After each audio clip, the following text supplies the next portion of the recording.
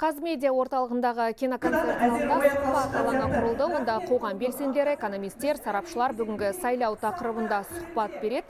Дәл қазір осы алаңнан тікелей эфирде сұхбат алатын тілшіміз Мақпал Сержанқызына сөз тізгінін береміз. Мақпал, кезек-кезекте. Рахмет Марал. Армысыздар, қазақ елі. Бүгін елімізде басты саяси науқан өтіп жатыр. Біз қазір тікелей эфирде хабар таратып жатырмыз. Түрлі сарапшылардың пікірін білеміз. Сайлау барысы жайлы сіздерге хабар жеткіземіз. Республика бойынша 10 мыңнан астам сайлау учаскесі жұмыс істеп тұр. Халықаралық байқаушылардың саны 641-ге жетіп отыр. Қазір Қазақстанның стратегиялық зерттеулер институтының сарапшысы Айдар Құмашевпен сұхбат құрмақпыз. Қош келдіңіз, Айдар мырза. Көңіл-күйіңіз қалай? Өте жақсы. Дауыс беріп үлгердіңіз бе? Таңның ертесіне қарамастан таңғы 8-де Барыс аренаға барып, өз даусымды беріп келдім. Адамдар сондай көп болмаса да, біраз адамдар жүр деп айтуға болады. 2 сайлау учаскесі бар екен ішінде. Кірген кезде өте жақсы қарсы алды. Өз даусымды бердім және осында келіп қалдым. Жалпы дайындық жұмыстарын, сайлау барысын қалай бағалайсыз? Барлығы да ереже бойынша жүріп жатыр деп айтуға болады. Себебі кірген кезде әрине бақылаушыларды көрдім. Өздерінің белгі бір жазуларын жүргізіп жатыр. Әрбір сайлау учаскесінің жұмысшысы өзінің жұмысын өте ұқыпты және тез жасап жатыр деп айтуға болады. Себебі кезек деген өте тез жүріп жатты. Салыстырмалы түрде бұрынғы сайлауға қарағанда осы жолғы сайлаудың ерекшелігін айтып өтеміз бе? Әрине, әр сайлау өз бетінше ерекше деп айтуға болады. Әр жыл сайын біздің белгілі бір үлкен саяси өзгерістер жүріп жатады. Және әрбір мемлекеттің осындай бір демократиялық мемлекеттік болып атану үшін осы сайлаулардың легитимді түрде өткізілуі өте маңызды. Сондықтан да әрбір жыл сайын бізде қазіргі кезде өте саяси өзгерістер көп болып жатыр. Сондықтан да осы сайлаудың да маңыздылығы өте зор деп айтуға болады. Себебі біз осы бірнеше кандидаттың ішінен таңдап жатырмыз және сол ол 7 жылға саналатын болады. Сондықтан өте маңызды деп айтамын. Жақсы. Сіздің ойыңызша қазіргі Қазақстанның сайлау жүйесі қаншалықты дамыған? Сайлау жүйесі әрине де 30 жылдың ішінде біршама дамыды деп айтуға болады. Себебі бізге қарайтын болсақ, адамдардың қатысуы және солардың қандай көптеген сайлаудың алдында болатын сайлау науқанында өте тартысты және маңызды мазмұнды өтіп жатыр деп айтуға болады. Себебі дебаттар өтті, одан да көптеген ақпараттық материалдар да шығып жатыр, газеттерден, журналдардан, оған қоса әлеуметтік желілерден де көптеген материалдарды көре аламыз. Оның ішінде мысалға әрбір кандидаттың материалдары өзінің сайлау алдындағы белгілі бір мәселелерді шешу жолдары да анық көрсетілуде деп айтамыз. Сондықтан да біздің кандидаттарымыз өзінің белгілі бір бағдарламасын көрсете алды деп айтуға болады. Осының негізінде сайлаушылар өзінің таңдауын жасай алады.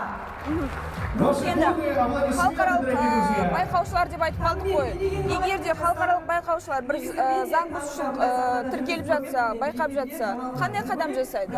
Мен қателеспесем 2015 жылы ма, 14 жылы ма осындай бір сайлау болып жатқан кезде парламентке өзіміз бақылаушы ретінде қатысқан болатын. Студенттік кезімізде өте сондай белсенді болатынбыз.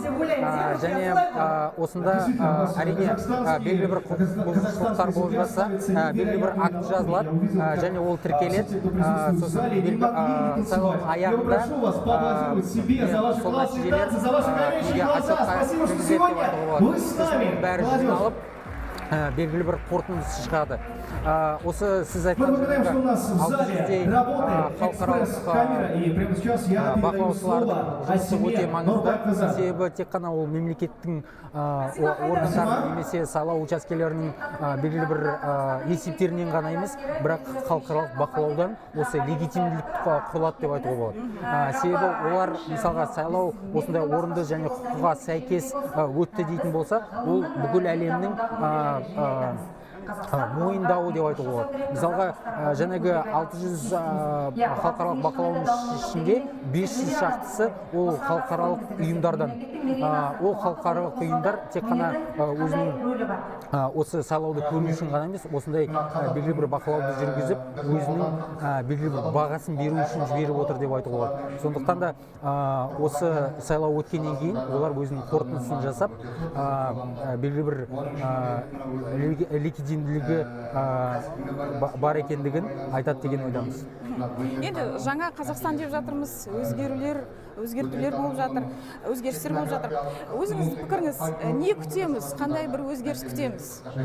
Әрине қазіргі кезде көптеген өзгерістер жүргізіп жатыр, және экономиканың дамуы үшін әрине көптеген саяси өзгерістер жүргізу керектігіне көз жеткіздік деп айтуға болады. Сондықтан да әрине қазіргі кезде 7 жылға сайлануы деген сияқты да президенттердің бұл әрине белгілі бір үлкен бағдарламаларды іске алуға мүмкіндік береді деп айтуға болады.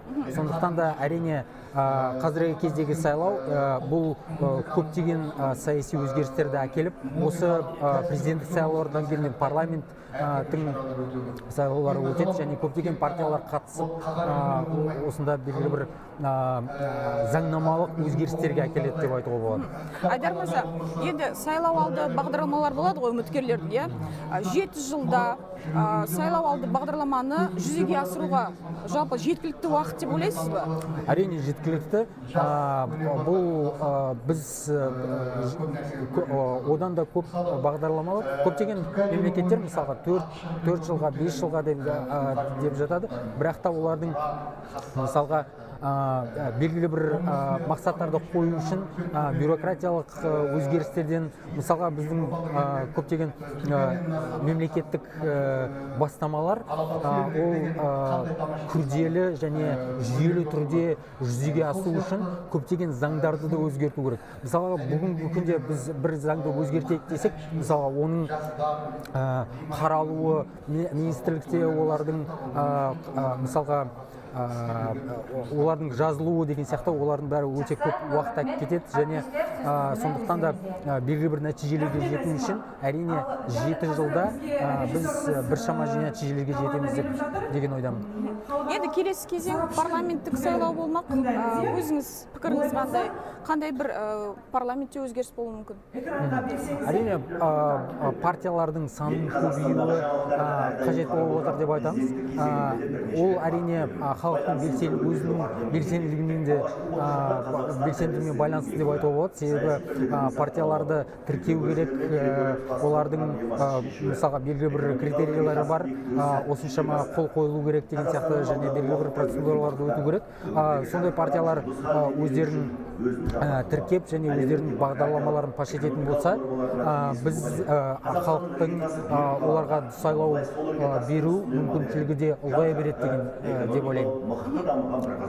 Және солардың қазіргі күнде мысалға парламенттік оппозиция деген сияқты көптеген сондай бір жаңа бастамалар орын алуда және соларды жүзеге асыра отыра бізде көптеген заңдардың сондай бір пысықталуы және халықпен қоштаса отыра талқылау деген сияқты сондай жаңа мүмкіндіктерге мүмкіндік береді деген ойдамын. Сондықтан да әрине бұндай сайлаудың өтуі ол белгілі бір жаңарудың белгісі. Енді сайлау жақсы. Уақытымыз шектеулі. Айдар мырза, көп рахмет осылай сұхбат беруге келіскеніңізге, пікіріңізді бөліскеніңізге. Қадірменді көрермен, осымен сұхбатымыз тәмам. Арнамыздан алыстамаңыздар.